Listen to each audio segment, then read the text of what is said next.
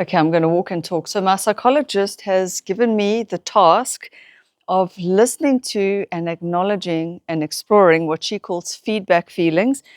And what that really means is listening to your gut feeling. So, if somebody says something and you go, that's weird, like, why did they say that?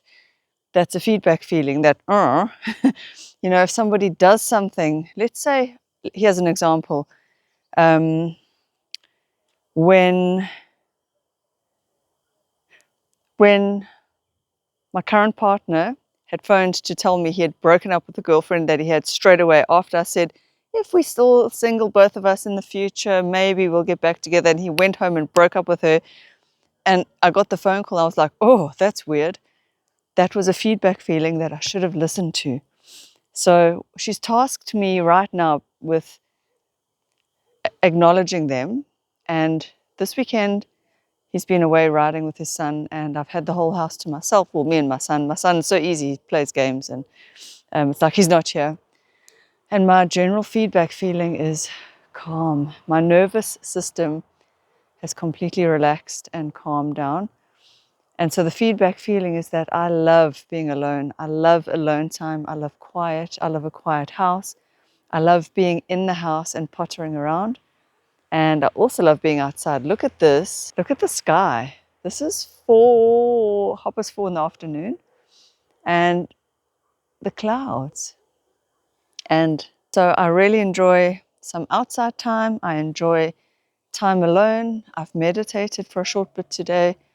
Now I'm finding I'm a little bit on edge because I know they're going to come back. So I find interactions with humans can be quite draining, depending on the human being. That's a feedback feeling as well. And if people make you feel funny, you can't always avoid them, but just notice the feeling. And then you can limit your time with them or limit how you interact with them. And this exercise of feedback feelings, even just the word and thinking about it, I haven't really journaled, or I don't really know what to do with this thought experiment other than think about it. But I wanted to share it with you because maybe, like me, you always ignore your gut feelings. You push it down. You think, no, it's not so bad. Oh, they didn't mean it. Oh, maybe it's me. You doubt yourself all the time because you've had one or two bad experiences. So, for example, when things didn't work out with my ex-husband, I doubted my ability going forward to find a good relationship, to find the right person. I even doubted the fact that there was the right relationship. And so I don't know, I don't feel like I was settling for this relationship, except there was one small missing ingredient. And I felt like I needed to give it a try. So I don't regret that either. I don't live in regret. I don't really sit and regret things. What I'm actively trying to do now at 46 is learn, rifle through the past to learn the lessons, mining it for gold. That is hard to do, but it's an exercise worth doing. But this weekend was blissful, utter, utter bliss. Today, especially, I did not leave the house. I did not get in my car. I have not really been on the phone. I hate talking on the phone. There's another feedback feeling. I hate talking on the phone. I don't know why. Depending, obviously, who it is, but it feels disjointed. I love being one-on-one with people in person. That's my vibe. One-on-one, small groups, intimate friendships. I'm a true introvert, but I'm an introvert who loves people. I'm an ambivert. So the feedback feelings are important, and I urge you to listen to them. If you are young, start practicing this. I didn't. I never honored my instincts. I never honored my feelings. I was always trying to fit in, and I always looked to others for advice and help. And yes, others can help you, but they do not have the final say, and their judgments and opinions do not matter. They don't get to live with the consequences of the choices. So they can tell you all they want, but you have to live with the consequences. Therefore, it has to be your feelings that matter. Your instincts count. And I'm learning, even at the ripe old age of 46. I'm not that old, obviously. I've still got half of my life left to live.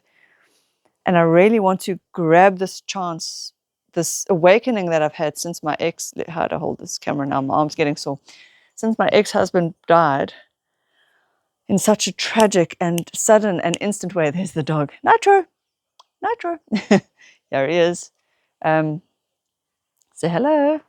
So since my ex-husband died in that manner, violent, tragic, sudden, it makes me think, on that Wednesday morning, did he wake up knowing that this was going to be the last day? Probably not. And that's a weird and eerie thought. None of us will know.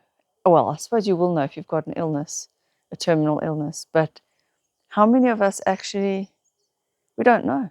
You don't know. And even if it's a terminal illness, you don't know when you're going to get that diagnosis. So I know it's a cliche, but make every day count. You can't live every day as if it's the last, though, because honestly, if I knew today was the last day, I would go and blow all my money on something fun, trip overseas or something.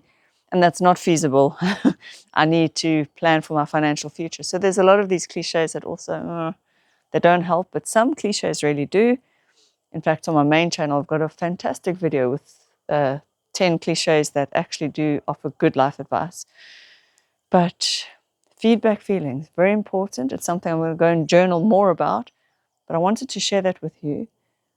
And so a day of peace and quiet and just stillness that inspires such a wonderful feeling inside of me. The feedback feeling is bliss. I even had a bath today, which I never do. Luxurious. I just ate foods out of instinct. Luxurious. I've been reading. Luxurious. What do these feedback feelings tell me? That I need more of this? How can I make a career out of this? Can I? I can't. I don't know. I have a fantastic idea. I'm going to spitball it. I'm going to throw it out there right here, right now. Let me be bold and brave. It's something my brother suggested. And I know that this channel is really small. It's not growing as I would have expected, but it will. It will.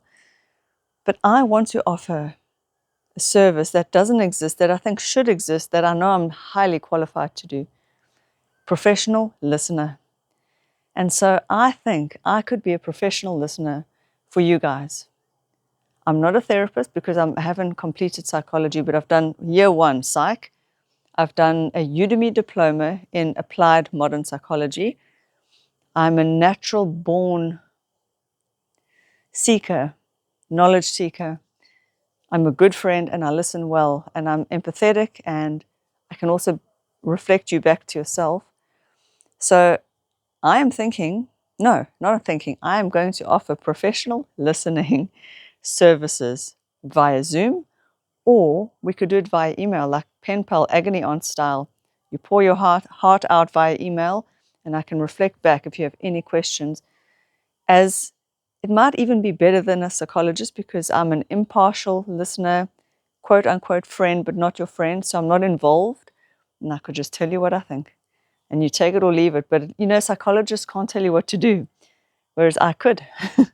There's a thought. So I will leave my email in the description box below. You can email me and we can set something up. And I thought, what would I charge? Being as I'm not like a qualified psychologist, I would charge a third of what they charge here in South Africa.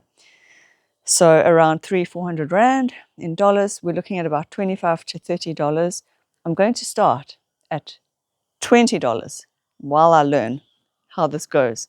So for $20 an hour, I will listen to you. Just a full-on, if you just need somebody to listen to vent to bounce an idea off of, I'm your girl. Let's set something up. Obviously, time zones could be an influencing factor, but we could always see what we could work out. Email me. I'll put my email in the description box below. It's a service I can offer because I know, without a shadow of a doubt, because I do it for my son, I do it for everyone, I can listen. I can truly reflect back to you and listen. So there we go. And that feels good to me. The feedback feeling when I think about doing that as a service in the world, it feels right. And it feels like something that is lacking and could be needed. Not all of us have family.